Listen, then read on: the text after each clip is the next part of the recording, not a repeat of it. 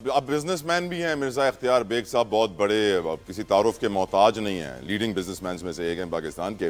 Bag صاحب، agriculture sector کے اندر یہ جو ہورڈنگ ہے، ذخیرہ اندوزی، منافع خوری، کوئی آج کی تو نہیں ہے سر، ہم کافی وقت سے دیکھتے آئے ہیں کہ پہلے ہم ایکسپورٹ کرتے ہیں، پھر ہم امپورٹ کرتے ہیں، ویٹ سکینڈل، شوگر سکینڈل، ہم لوگ کے لیے عام سی بات ہے سر۔ ایسے میں اب سیلابی صورتحال میں پنجاب نے بین لگا دیا کہ ہماری گندم صوبے سے باہر نہیں جائے گی۔ کے پی کے اور بلوچستان اسپیشلی، یہ دو صوبے ہیں جو ڈیپینڈ کرتے ہیں کہ ہم پنجاب سے ہی گندم خریدیں گے، وہاں پہ 70% پاکستانی گندم پیدا ہوتی ہے۔ آپ کی نظر میں یہ سچویشن اتنی سیریس کیوں ہے اس وقت سر، گندم کے حوالے سے خاص طور میں پہ؟ آپ کو جواب دیتا ہوں آپ کے سوال کا۔ دیکھیں جی، کل ہی میں نے standing committee, sub committee standing committee on commerce کی میٹنگ چیئر کی تھی شوگر کے اسکینڈل کے اوپر، اور یہ بات بالکل صحیح ہے، یہ ثابت ہوئی یہ بات کہ غلط انوینٹری بتا کے شوگر کو ایکسپورٹ کیا گیا، اس کا ریبیٹ لیا، اس کے بعد یہ شور مچنا شروع ہوا کہ شوگر شارٹ ہے، امپورٹ کیا جائے، ملک میں شوگر کا کرائسس ہے، اس کو امپورٹ کیا، اور امپورٹ کے بعد یہ کہا گیا کہ اس میں جو ٹیرف لگائیں گے تو یہ شوگر مہنگی مارکیٹ میں بکے گی، لہذا ٹیرف کو معاف کرایا پورا۔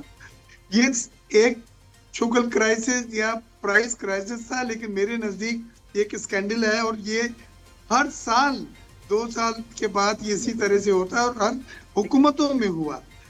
اب وہ تو شوگر کا تھا، اب یہ جو گیہوں کی بات کہی انہوں نے، میں بالکل دعوے سے آپ کو کہتا ہوں، اور ابھی ہم نے جو ہے نیشنل ڈیزاسٹر مینجمنٹ کی پریزنٹیشن دی تھی جنرل صاحب نے۔ پہلی چیز تو یہ ہے کہ ہمارے پاس 50 لاکھ ٹن سے زیادہ گندم پڑی ہوئی ہے، 22 لاکھ کراچی میں ہے۔ یہ جو دفعہ 144 لگاتے ہیں یا موومنٹ پہ پابندی کرتے ہیں، یہ پینک ڈیسیجن کہلاتے ہیں۔ یہ پنجاب نے بہت غلط فیصلہ کرا، جس کی وجہ سے آٹے کی قیمت دگنی ہو گئی، 50 اور 55 روپے سے 100 روپے کے اوپر ہو گئی ہے، 110 میں بھی کے پی کے میں جا رہا ہے۔ تو یہ ڈیسیجن کرنے کی کوئی ضرورت نہیں تھی، یہ پینک ڈیسیجن ہے۔ آپ کے پاس وافر مقدار میں سر گندم قوم موجود ہے، پہلے سے ہی سیلاب کی وجہ سے پینک میں ہے سر، قوم پہلے سے ہی پینک میں ہے۔ کے پاس گندم موجود ہے، لہذا کوئی کمی نہیں ہے اس میں، نہ آپ کو امپورٹ کرنے کی ضرورت ہے۔ خدا رہا یہ میسج میں صارف کو ڈائریکٹ دینا چاہتا ہوں، لوگوں کی اس طرح کی سٹے بازی یا اسپیکولیشن میں خدا کے لیے نہ آئے، اور دگنی قیمتیں دے کے آپ ایک تو بارش اور فلڈ کی سر آپ کی جو حکومت میں آفت اگر وہ طاقت ہے تو برداشت کر کراچی رہے کے ہیں۔ اندر ہی آپ پرائس کنٹرول کر لینا سر، یہاں پر بھی 110 کی بک رہی ہے، رؤف بھائی کہہ رہے ہیں کل 120 کی ہوگی۔ جی نہیں، اس کا میٹنگ ہوئی ہے، ہم نے جو سٹورز، جو سٹا، جو اسپیکولیشن ہو رہی ہے، جو ذخیرہ اندوزی ہو رہی ہے، اس پہ چھاپے مارے جائیں گے، اور آمین پرائس کنٹرول کمیٹیاں جو ہیں اس کو ہم نے کہا فعال کرو، آمین ڈی سی اے سی یہ باہر نکلے، آمین۔ جمعہ سنڈے بازار وغیرہ میں جائیں، اور ان کھانے پینے کی اشیاء پہ بالخصوص خوردنی اشیاء جس میں آٹا ہے، چاول ہے، شکر ہے، تیل ہے، خوردنی جو ہے وہ کوئی سٹھا نہیں کھیلنے دیں گے۔ عبد الرحمان کھیتران صاحب کی طرف جانے دیں سر۔ بلوچستان میں سر آٹے کی کیا صورتحال ہے کھیتران صاحب؟ وہاں پر بھی ریٹ سنا ہے کہ 110 کے قریب پہنچ چکا ہے، بلکہ شاید زیادہ ہے وہاں پہ۔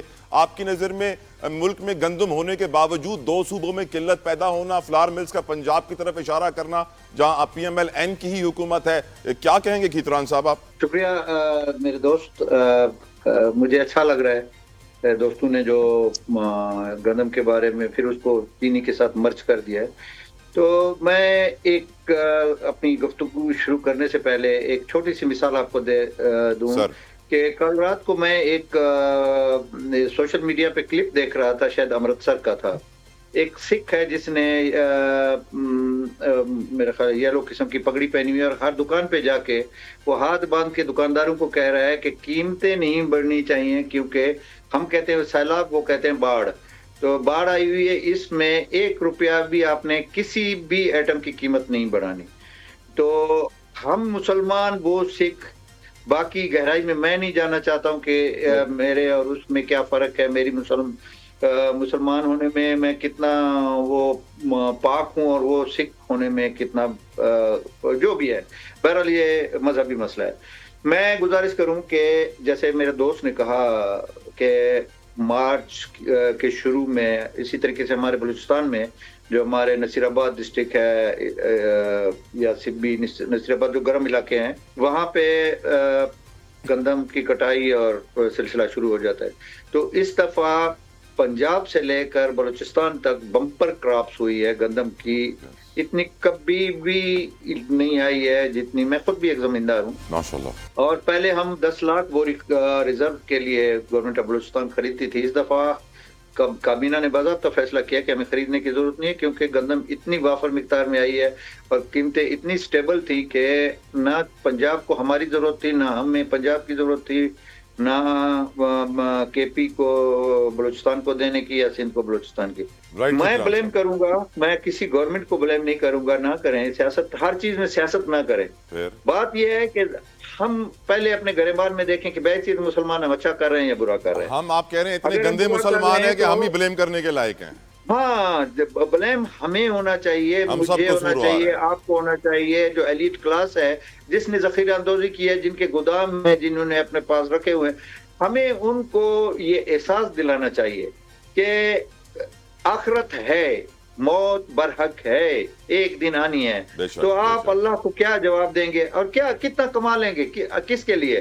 آپ نے 1 گز اور 2 گز ٹوٹل, آپ میری اوقات یہ ہے کہ قسمت سے 1 گز چوڑی یا 2 گز لمبی قبر ملنی ہے, اس میں آپ ماں سوائے کفن کے 2 ٹکڑوں کے اب کیا لے جا سکتے ہیں؟ بے شک سر, بڑی خوبصورت بات. اولادوں کے لیے چھوڑنی ہے, دوسروں کے کھانے کے لیے بنگلے بھی چھوڑنے ہیں, اپنے دولت بھی چھوڑنی ہے.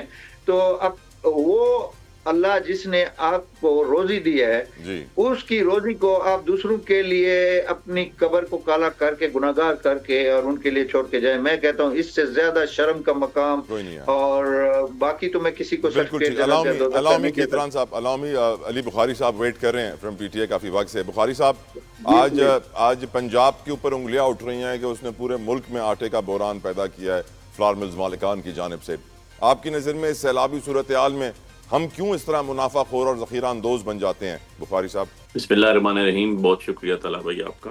دیکھیں طلحہ بھائی, 2 چیزیں بڑی کلیئر ہیں. ہم آج جو بات کر رہے ہیں وہ منافع خوری کے اوپر کر رہے ہیں, اور جو ضرورت پڑنے پہ لوگوں کے لیے فری آف کاسٹ ہونے چاہیے وہ ڈبل پرائسز پہ پہنچ گئی.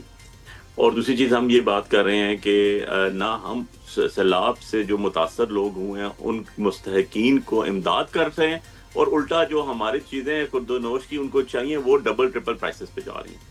اور اس میں اوبیسلی پنجاب جو ہے وہ سب سے زیادہ بلیم اس کے اوپر ہو رہا ہے, اور ہونا بھی چاہیے.